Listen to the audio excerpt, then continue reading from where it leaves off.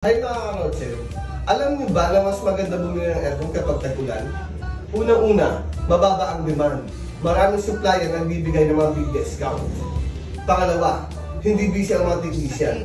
Anytime, pwede ka na rin mapuntahan para ma-check ang mga aircon units mo. Minsan pa nga, may mga free check-up pa.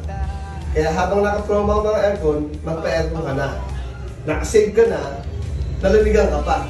At higit sa lahat, ready ka na sa paparating na summer. Kaya ilalagay ko ang page namin sa baba.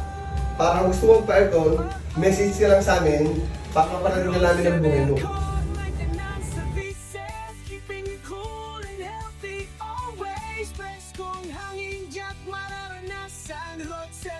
Sa'yo ay